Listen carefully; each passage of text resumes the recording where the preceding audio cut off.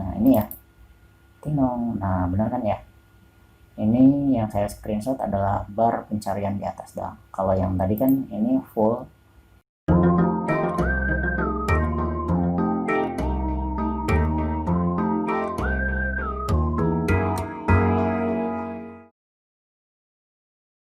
Halo, balik lagi di channel pribadi saya. Nah, kalau di video sebelumnya itu saya ketemu dengan salah satu library namanya Chromie di Node.js. Nah, saya mau bahas itu lagi sebelum ke tingkatan yang memang lebih rumit, lebih jelimet. Saya mau bahas yang tentang dasarnya dulu. Salah satu fungsi di si Chromie itu adalah ada fungsi screenshot.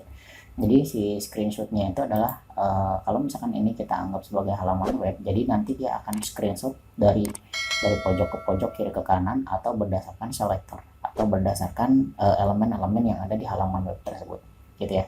Nah, kemarin saya sempat share script itu adalah yang ini. Jadi fungsi yang kemarin itu saya fokusnya itu di user data directory. User data directory sih intinya sebenarnya lebih ke memanfaatkan login yang sudah ada di browser untuk dijalankan bot, gitu ya. Kalau teman-teman pengen tahu pembahasannya, teman-teman silahkan masuk ke bio channel saya. Di situ ada playlist berkaitan sama si Chromie ini. Di situ ada videonya. Teman-teman tonton dulu supaya nggak bingung, gitu ya. Nah, supaya untuk mempercepat videonya, mempersingkat videonya, ini saya copy dulu si scriptnya untuk pembahasan ini. Saya bikin file baru.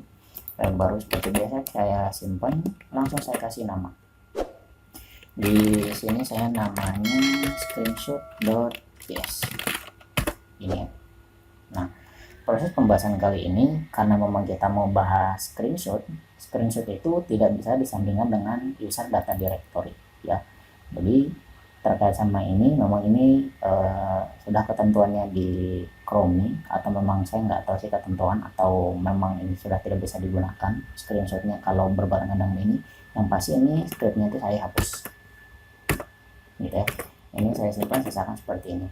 Kalau yang kemarin kita hanya menggunakan si Chromie ini sebagai media pembahasan kita, saya akan tambah lagi satu lagi. Saya butuh library namanya file system atau FS biasa saya panggilnya itu. Ini saya deklarasi. Kalau teman-teman belum ke install si FS-nya atau file systemnya, silahkan teman-teman install dulu FS-nya. Tapi biasanya rata-rata udah sih, jadi teman-teman nggak perlu ribet sebenarnya. Ini tinggal FS ini aja. Ya, ini nanti kita akan panggil fungsinya untuk menulis dari hasil si screenshotannya. Oke, ini saya simpan. Nah, ini yang kemarin saya tambahin fungsi wait karena memang kemarin supaya nggak langsung menutup. Ini saya hapus, saya ganti fungsinya dengan fungsi screenshot. Screenshot buka tutup kurung seperti ini. Nah, di bawah screenshotnya saya kasih .result.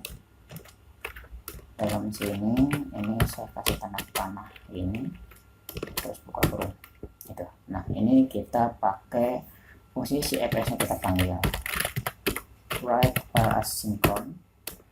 Yang pertama itu hasil nama filenya hasil screenshot.png.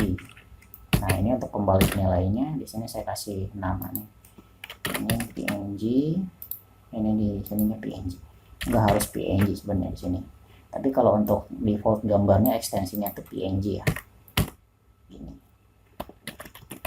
Nah, kalau udah kita cek lagi FS-nya, sepertinya udah. Mudah-mudahan nggak ada error ya.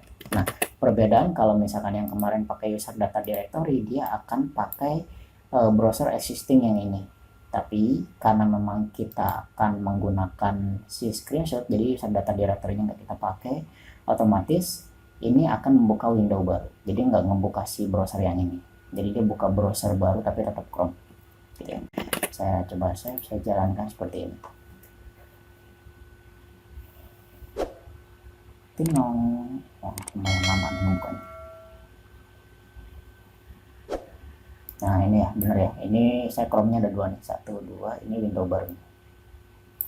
Seperti biasa, kalau si halamannya itu dikontrol, dia ngasih tahu Chrome is being controlled by automated test software, gitu ya. Jadi ini cara kita mengetahui bahwa si halamannya ini bergerak-gerak sendiri, ini ngeklik sendiri. Itu karena apa? Ya karena memang sedang dikontrol oleh aplikasi yang lain. Itu yang kita sedang bahas, itu Node.js menggunakan Chrome. Kita tungguin dulu, ini lumayan koneksinya memang lagi lembut-lembutnya, lagi lemot-lemotnya. Jadi si script ini ketika GoTo ini saya kasih kan sebelumnya itu 360.000. Kalau 360.000 udah terpenuhi biasanya akan error. Tapi karena memang masih di bawah 360, dia masih nungguin muter-muter ini sampai nanti kalau muternya selesai dia langsung proses script di bawahnya. Ini udah mulai dikit-dikit kelihatan nih. Saya kesampingin gini supaya teman-teman bisa sambil baca si scriptnya. Scriptnya sebenarnya nggak ada yang aneh sih, jangan gini-gini aja. Tapi ini dasar yang nanti akan kita gunakan selalu di proses pembuatan bot. Dan nah, udah langsung ketutup. Kita coba cek di sini. Nah, ini keluar nih, namanya hasil screenshot.png. Kita buka. Nah, kayak gini. Jadi ini adalah hasil screenshotnya. Jadi satu halaman sesuai dengan yang tampil yang di browser sih sebenarnya. Kan ini sebenarnya ada yang scroll ke bawah. Jadi dia screenshotnya itu dari pojok atas atau kondisi si browsernya itu sedang ada di atas biasanya. Jadi dia akan screenshot full. Nah, satu lagi fungsinya tuh screenshot itu kita bisa pilihin berdasarkan elemen atau selector. Nah, contohnya misalkan di halaman ini saya mau screenshotnya itu yang search nih. Yang search ini biasanya kan bentuknya tuh form. Kalau teman-teman udah familiar dengan HTML, biasanya kalau untuk proses pencarian itu dalamnya itu dia elemennya itu ada dalam form. Saya mau screenshot si kotak ininya aja. Ini saya tutup. Kita modifikasi. Si screenshotnya ini kita tambahin selector. Nama selektornya apa? Home. Ya. Kalau yang ini tadi namanya hasil screenshot ini kita ganti selektor gitu ya, biar nggak nimpah. Kita coba jalanin lagi.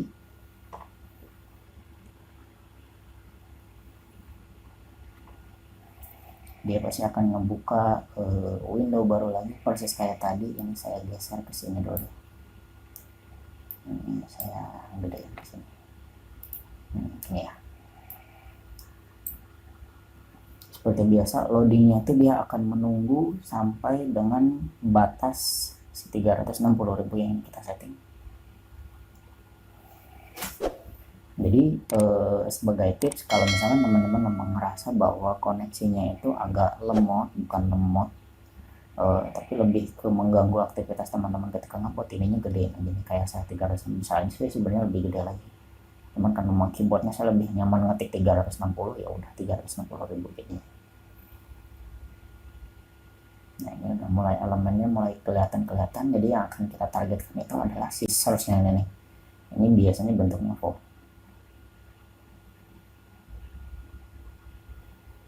Loadingnya sedikit gambarnya.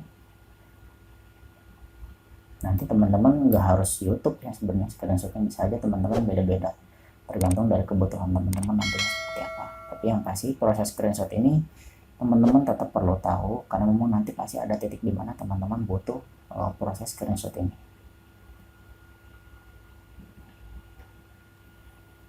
Nah, udah mulai videonya agak muter-muter, kita tungguin, ntar dia biasanya akan nutup sendiri kalau loadnya udah sempurna. Ya, dia masih berkutat di sini nih.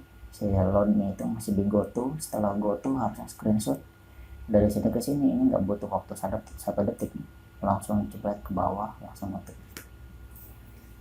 Cuman karena memang ini koneksinya ini lumayan lemot, nah ketutup gitu ya. Kalau udah ketutup kita coba cek hasilnya di sini.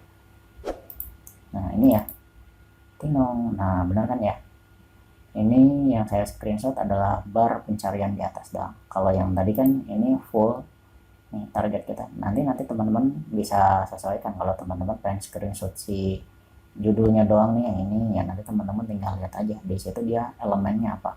Kalau elemennya di dalam form kayak tadi ada form, atau misalkan elemennya tuh di dalam text area atau macam-macam lah ya, tergantung nanti teman-teman pengolahannya seperti apa gitu ya. Nah, di video ini inti dasarnya adalah proses screenshot. Jadi screenshot itu ada dua, ada screenshotnya secara global keseluruhan, terus ada juga screenshotnya berdasarkan selektornya apa. Gitu, nanti teman-teman bisa sesuaikan sama kebutuhan. Jangan lupa teman-teman klik subscribe dan aktifkan lonceng notifikasi supaya teman-teman dapat update tentang si script Node.js terkait sama Chrome ini. Ditunggu untuk video selanjutnya dan bye bye.